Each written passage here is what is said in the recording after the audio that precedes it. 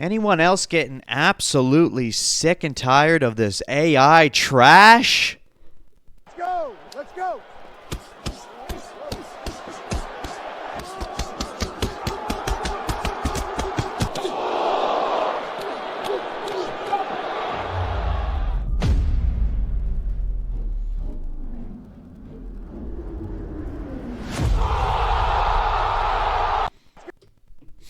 It'd be pretty fucking cool to see it, I got to admit, though.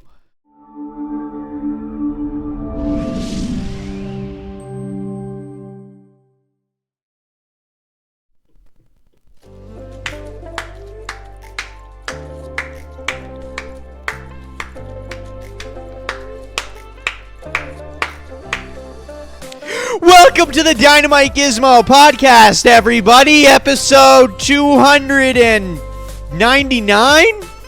Are we at 299? Or are we at 300? I don't even know. Oh my god, it's episode 300.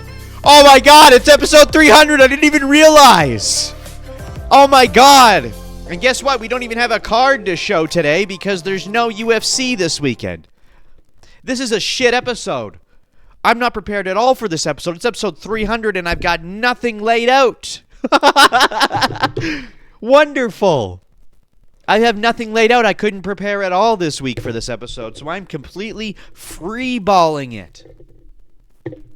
Oh, shit.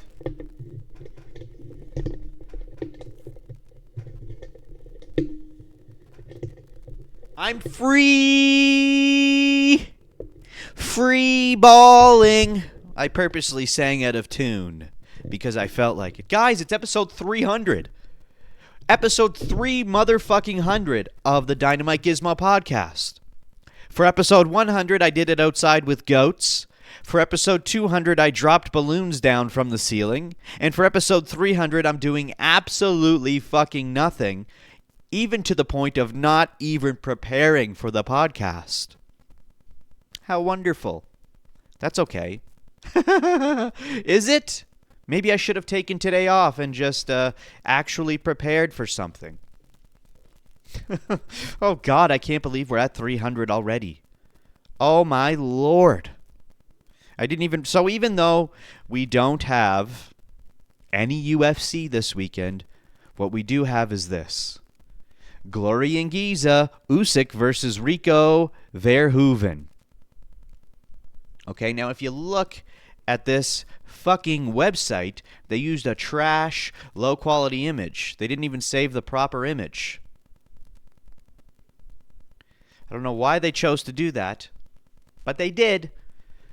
We'll talk about Glory and Giza for a second. I want to just go over the MVP card that we had witnessed last weekend. I had sat down on my couch over there, and I watched the MVP card alongside the UFC Fight Night Arnold Allen versus Melky Costa card. I had them side by side on the TV, and I was switching between the audio. But I mostly just stuck with the MVP audio. Because I didn't want to hear DC run his mouth. Okay, I'm sick of listening to DC. I don't even have a DC soundbite. I am like the elephant.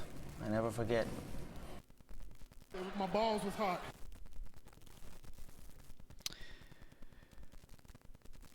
Now listen, here's what I'll have to say. I'm going to give a quick recap of the MVP card and what I thought. The fights were very one-sided, as most people did predict. The matchups were not evenly matched. It was, let's see if this person can dominate this person, and that's exactly how it went. I believe I got maybe one or two fights incorrect, which is exactly the way I expected it to go. Now let's just take a look, shall we?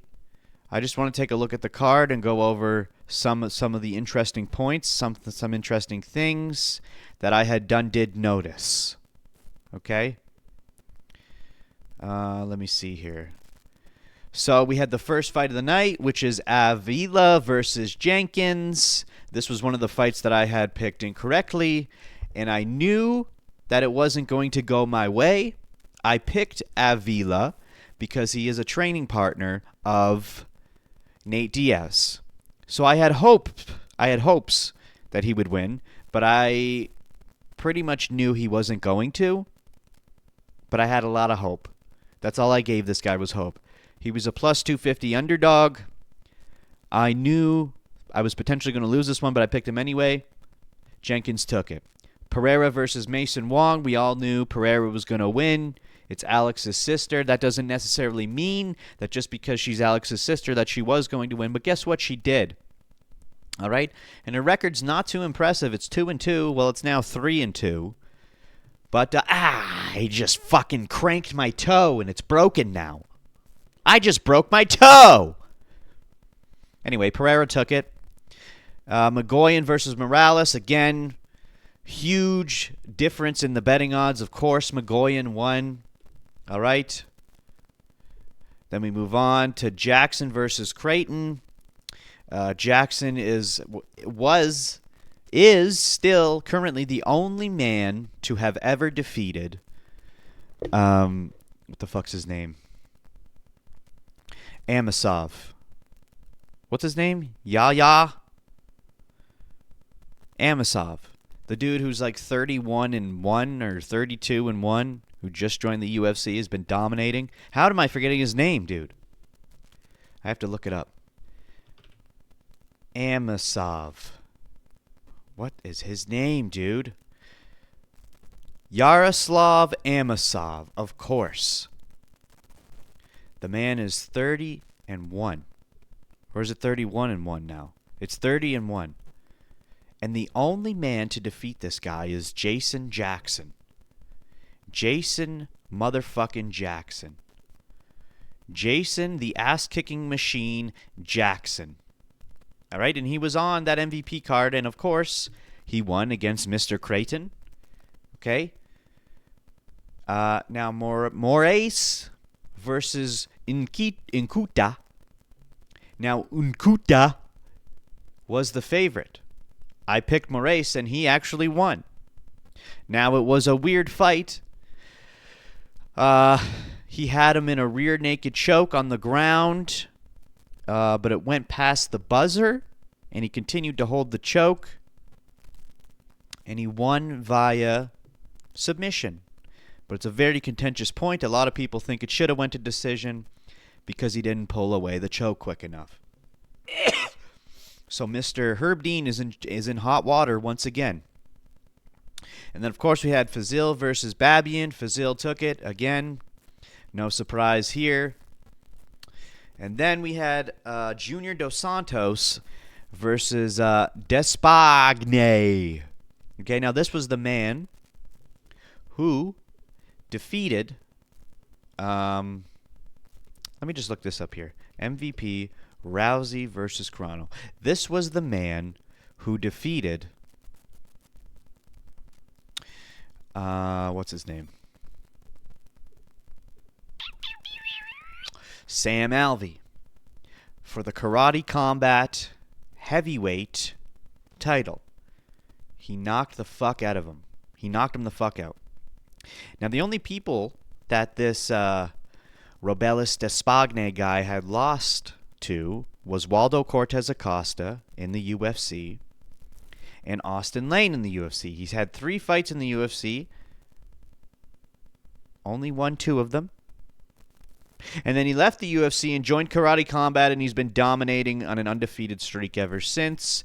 Got himself a win over Junior Dos Santos and MVP. Maybe we'll see him back in the UFC. I don't know. All the boy does is knock people out. That's the only way he's ever won. And there's nothing wrong with that. He's got a nice style. Hands down. Punches up. Anyway, we knew he was going to win. Junior Dos Santos is an old retired boy. But there you have it. And then, of course, Paranasse versus Cross. Or Parnasse, I should say. Again, another major favorite. The dude has an unbelievable record of 22-2. Fought in the regional scene of in Europe. And now he's back. Or no, not back. Now he has simply entered North America for the first time ever. We're potentially going to see him in the UFC soon, of course. Now, the only other fight that I did lose was Diaz versus Perry. I, of course, went for Diaz, realizing that, well, he might lose. I was hopeful for Diaz and his training partner, and if I didn't go for those two fellas, I would have had 100% completion, which was very easy to do for this card. Because Perry, of course, creamed Nate Diaz. Okay, and then, of course, in the co-main, which actually it wasn't the co-main, Diaz versus Perry was actually the co-main. I forgot. I had them backwards. But then we had Ngannou in the feature fight versus Philippe Lins. Now, Ngannou was the biggest favorite on this card, minus 2,000.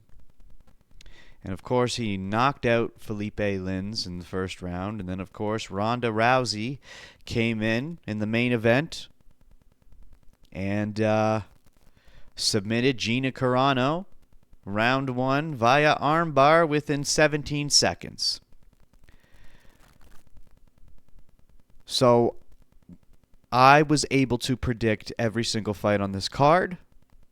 The only two I got wrong was Alvea or whatever the fuck his name is, and Nate Diaz. And again, I knew they were going to lose, but I picked them anyway because I was hopeful. This is the thing about this MVP card. It was very, very predictable as to what was going to happen. Okay? It had 17 million global peak viewership. Okay, so who knows at what point of the card that was. Maybe it was, and more than likely it was during the Perry versus Diaz fight. I don't know. But again, nothing really worth watching when you compare it to the UFC. Now, with that being said, it still is doing what it was supposed to do, and that was get viewership. Now, everyone's saying, oh, it got 17 million views, but that's because it's on Netflix. Of course it's going to get that many views. And yes, I agree. Of course it's going to get that many views. When you compare it to the UFC, who for years and years have just had the pay-per-view model for its entire lifetime. Up until this year, it has had the pay-per-view model. So to compare this to any other UFC event is unfeasible. Because, of course, we had to pay for it. And it wasn't cheap. You had to pay upwards of $80, $90 for a UFC pay-per-view. And then a lot of other people are going to be pirating that shit. Or one person buys it and a bunch of other people watch it on that same TV. There's a lot of factors at play. So yes, the MVP card got 17 million peak viewership. But compare that to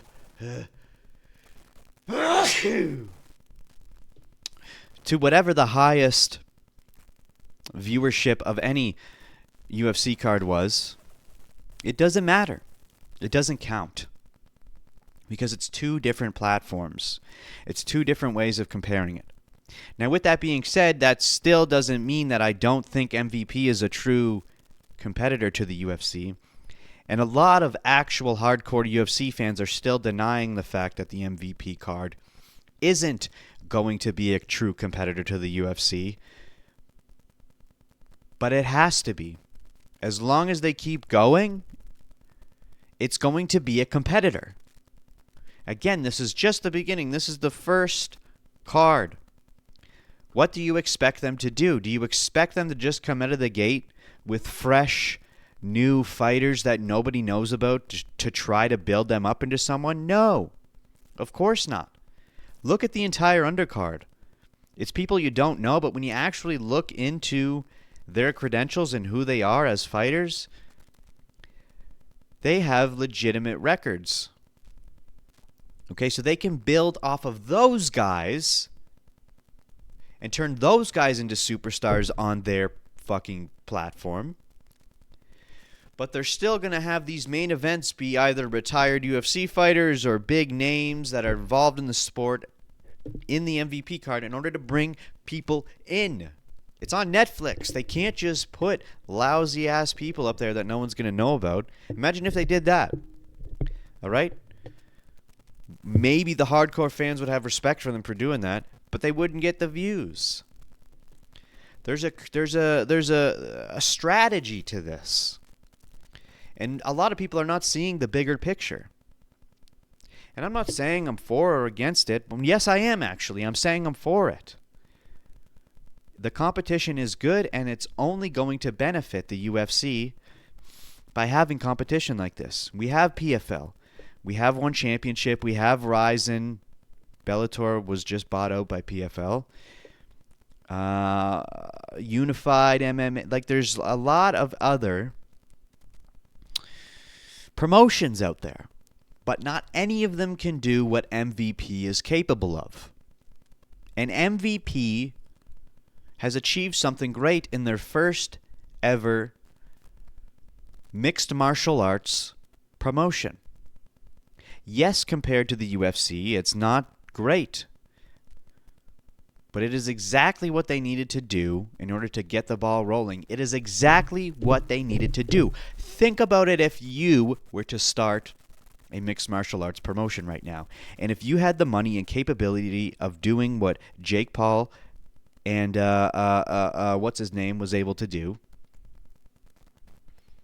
how would you do it? How would you do it? The smartest thing to do is to do it like this.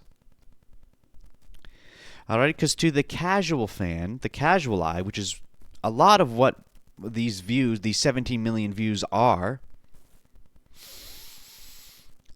don't care or consider or think about the factors at play when it comes to a fight. The casual fan doesn't understand that old retired fighters lose whatever they had when they were young. They don't understand that they're not the same anymore. They just hear the name and they're like, oh my God, this is amazing. This has to be good. It's Nate Diaz. Oh my God, it's Junior Dos Santos. What? He used to be a heavyweight champion. Wasn't he? Oh my God.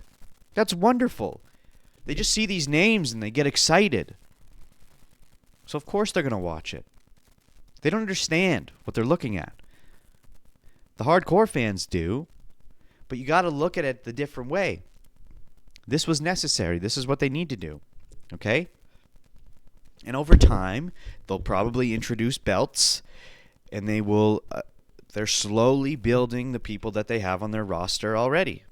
All right? Like these guys on the undercard that we saw tonight, extreme potential to become massive names in MVP.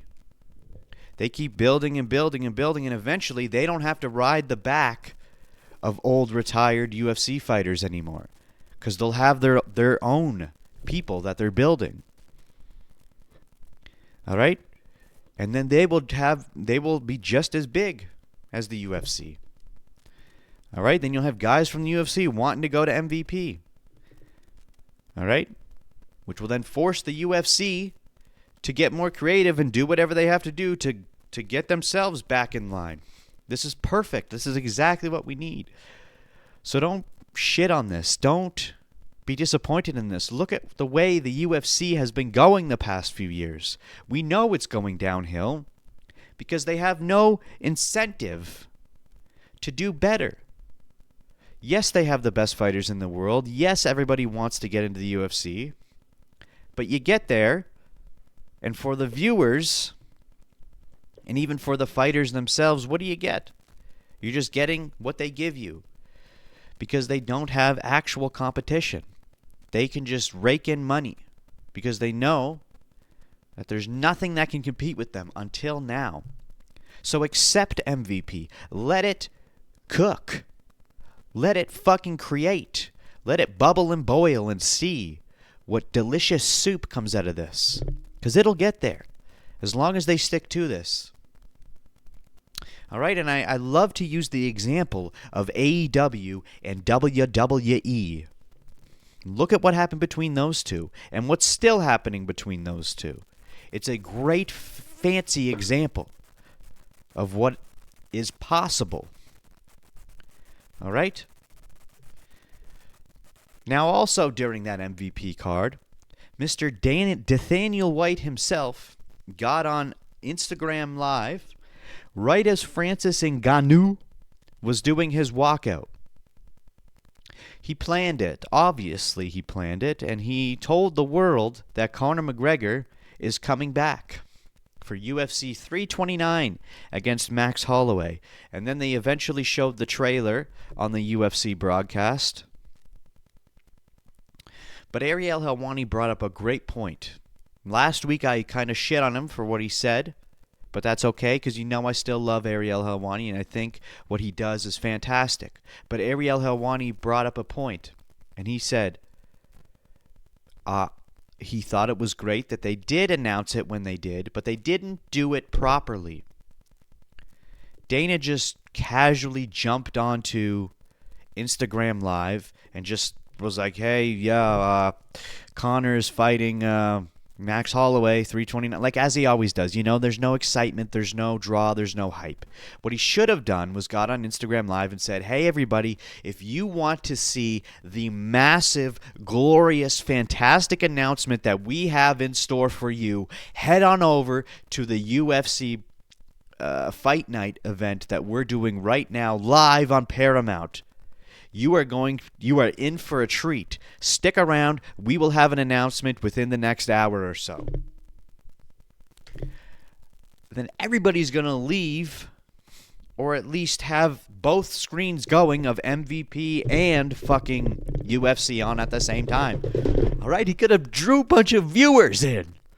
But instead, no, he just casually announced it like he always did on Instagram Live. And nobody gave a shit. A lot of people didn't even notice.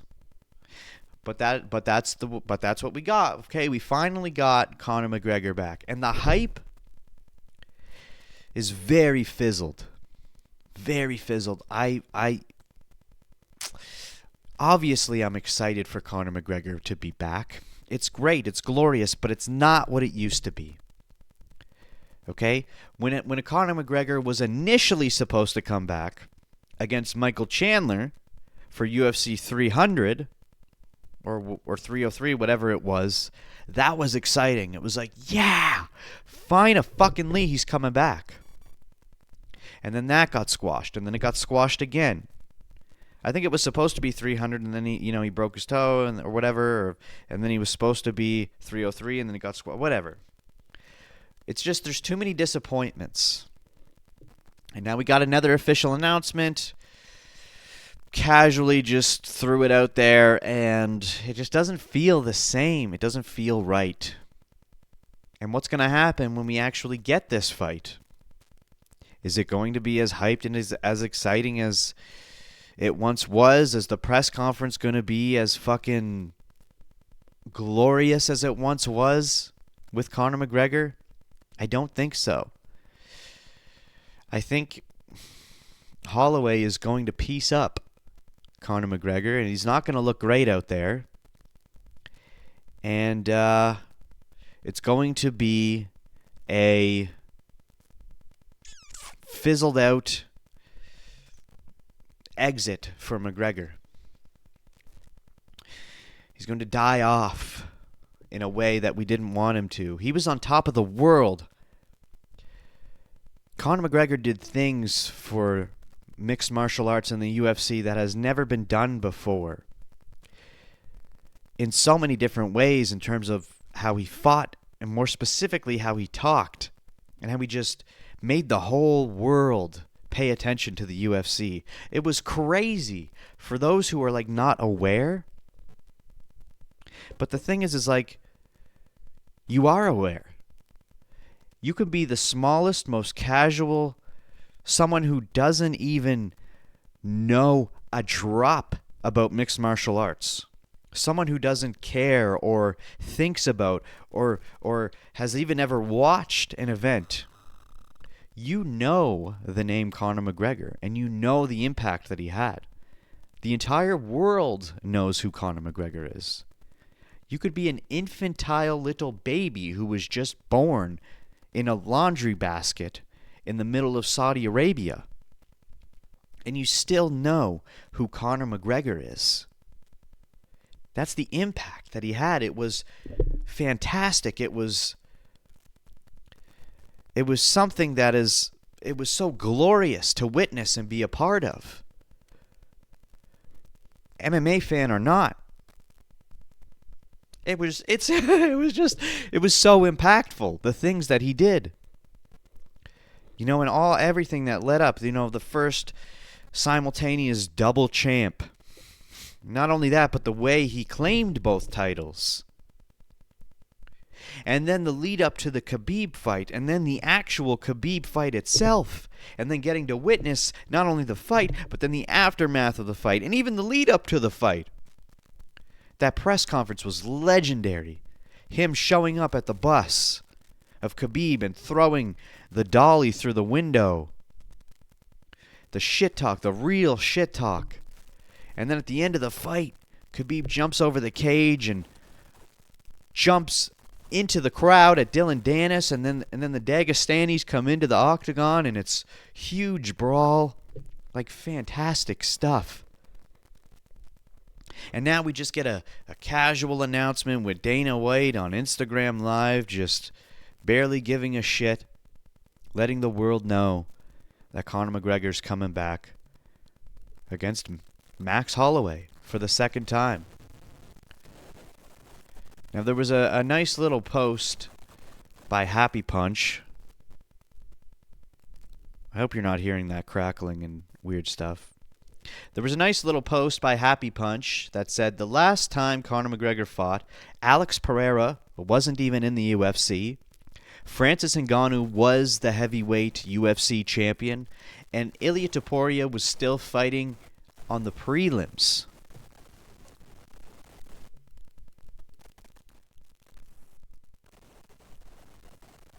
God, I hope that crackling noise.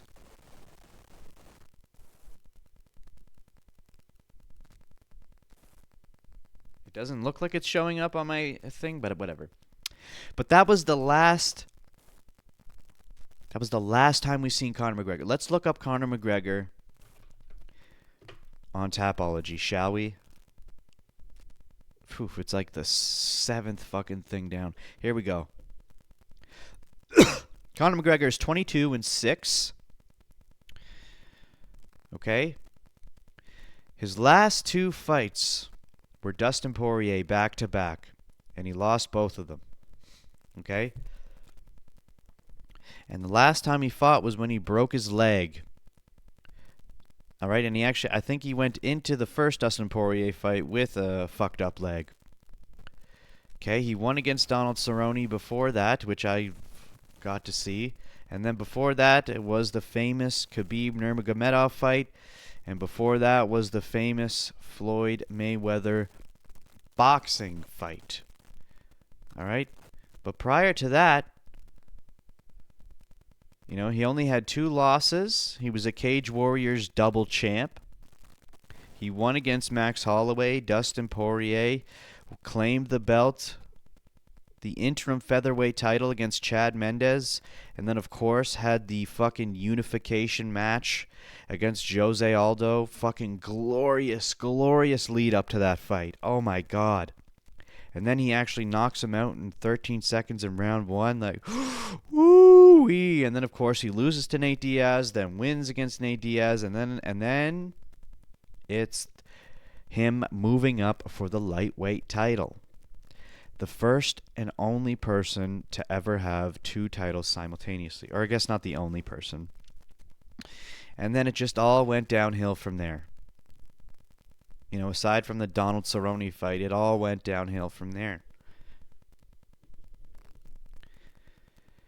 And now he's back, and he's 37 years old, and I don't think he's going to be the same. How could he possibly be the same? I guess we really don't know, and obviously I want it to be exponentially great. I want him to prove me wrong. I want him to go out there and look fucking fantastic. But how could he? How could he possibly? Okay? Now there's some other fantastic fights on this card as well, which we should probably take a look at here. They also announced Paddy Pimblett versus Benoit Saint-Denis as the co-main event, and of course, that's wonderful. Corey Sandhagen versus Mario Bautista. I believe this is their second time fighting. Brandon Royval versus Lonnie Kavanaugh. Fantastic. Gable Steveson is finally making his debut into the UFC against Elijah Ellison. They're giving him they're feeding him a fucking super easy fucking match. You can tell that they're really trying to build Gable. They're trying to slow burn this man. Because that is a nobody he's going up against. All right, and then we got Robert Whittaker versus Nikita Krylov at light heavyweight. Whittaker's making his light heavyweight debut. Fantastic. Cody Garbrandt's coming back against Adrian Yanez. Tracy Cortez versus Wang Kong. Not too bad. Damian Pinos versus Cesar Almeida. Not bad. And we got Luke Riley versus Kai Kamaka III. It seems like whenever Paddy Pimblett finds himself a fight, Luke Riley has to follow him on the same card. I'm fine with that. And then we also got Ode Osborne versus Cody Durden. Okay, this is the International Fight Week card at the T-Mobile Arena. There's no title on the line, at least not yet, and I doubt there will be because Conor and Max are headlining. But as it stands right now, like this entire card, pretty fucking wonderful, dude. But you got to think the plan originally was to have Max Holloway win against Charles Oliveira so they could do Conor McGregor versus Max Holloway for the BMF title. And it's like you also got to think, well, what the hell is Charles Oliveira thinking right now? He's probably like, why the hell aren't I fighting Conor McGregor? I won against Max Holloway. What made them choose Holloway? Holloway's just a star. I guess that's what it is. They're just like, all this is just star power thrown on the main event of International Fight Week. No title on the line, just star power. And it's also at welterweight. Welterweight. Why did I say it like that? Now, has Conor McGregor ever fought at welterweight before? Yes, he fought Donald Cerrone at welterweight. And I believe that's... Oh, he also fought Nate Diaz at welterweight. That's right. Who else? Was that it? God, the fact that he fought at featherweight, lightweight, and welterweight. Could it be possible that Conor McGregor... Could it be possible that Conor McGregor could get a third title? Is that possible? No. I really don't think so, especially the way welterweight is right now. Ugh. Could it be possible that the UFC is just like trying to have Conor McGregor go for the welterweight title? Is that possible? Is that something that they're thinking of? I mean, of course, if that was possible, if that could happen, that would bring all the hype and attention back to Conor McGregor. But there's no fucking way that could happen. It's fun to think that. You know, the fact that he is at welterweight now, and I don't even think he could fight at lightweight. And of course, definitely not featherweight. I think he has no choice but to go to welterweight. And it's funny seeing Max at welterweight. Has Max Holloway ever even fought at welterweight? Like, I have no idea. Let's take a quick look here. Has Max Holloway ever fought at welterweight? I guess I could ask.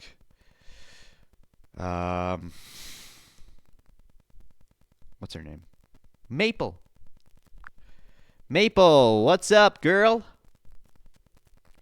Hey, not much, friend. I'm here, caffeinated vibes only, ready to help with whatever you've got cooking, literally or otherwise. What are we getting into today? Well, you're on the DynamiteGizmo Podcast. Oh, nice. We're live in spirit. Want me to tee up a quick intro line, or are we riffing first? No. We're way deep into it already. Listen, I got a question for you. Has Max Holloway ever fought at welterweight? And if so, who were the guys that he fought? I'll quickly check Max Holloway's welterweight bouts so we get the opponents right.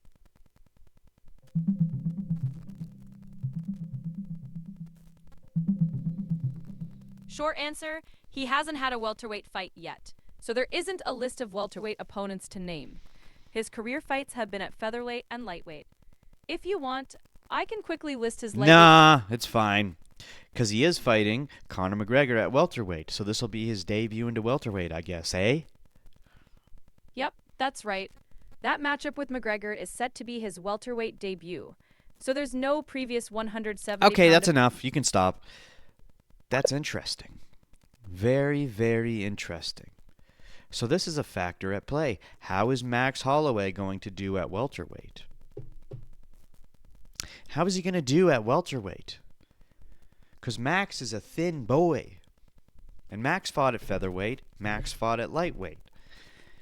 How's Max going to do at welterweight? Because he's probably not going to have to drop that much weight. It's going to be an easy weight cut for him.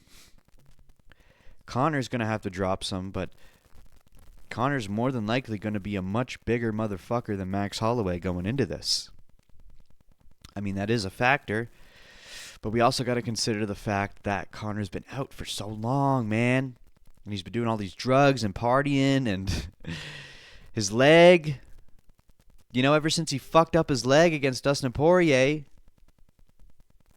man, you see, when we had Conor versus Michael Chandler, okay, that it was a matchup where I could say to myself, honestly, okay, I could absolutely see Conor McGregor winning. But Conor McGregor versus Max Holloway, it's hard to see him winning, especially since Max is still so active, or at least active, and he's been looking good and doing good, still in his prime. But this is welterweight, so that's a factor. I don't know, dude. This is interesting. I still think Max is going to win. I don't know, dude. It's so hard to say when a guy's been out for so long, like McGregor. And the way he left the sport when he did not look good, other than Donald Cerrone, and that was at welterweight. So this is very interesting. Of course I'm stoked for this. Let's get Conor back, dude. Let's get the Mac back in business. I hope he does this fight, and I hope he gets another fight in this year. And I hope he signs another fucking 6 to 8 fight fucking deal. And I hope we can turn some magic back on in the sport with McGregor. It could happen. But we can't be hopeful because he's let us down so much. He really has.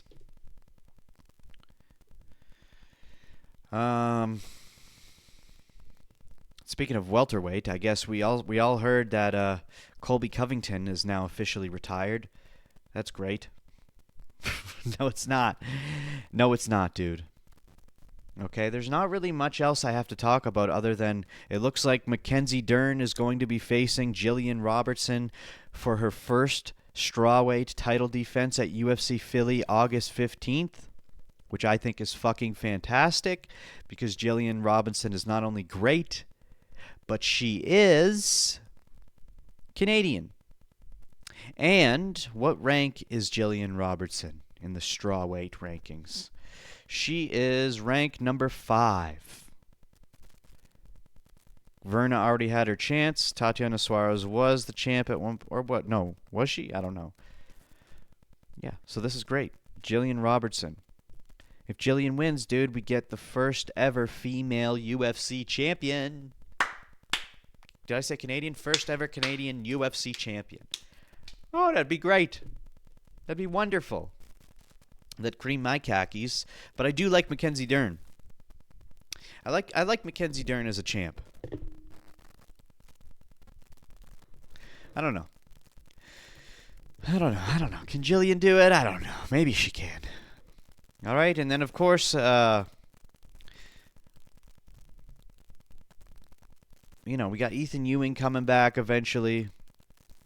Ethan Ewing's had 2 fights in the UFC already. He broke Malcolm Wellmaker's undefeated streak. He broke Rafael Estevan's undefeated streak. And now he's going up against Farid Basharat, and he is also undefeated. Now, if Ethan Ewing can break Basharat's streak, undefeated streak, ooh-wee, baby. Ethan Ewing will be up there as one of my favorites alongside Yaroslav Amosov, whatever the fuck his name is. Wonderful. Both got wonderful guys to look out for. Can you believe I didn't even plan a slight bit for you for episode 300 of the Dynamite Gizmo podcast? I didn't even plan a slittle bit. Okay? But that's okay. That's not okay. I should have went hard for episode 300 of the Dynamite Gizmo podcast. But there's no UFC this weekend, and I had shit to do. Baby. Is there anything else we could touch on before we end this fucking podcast here? Let's see. Is there any news? Is there any breaking fucking news?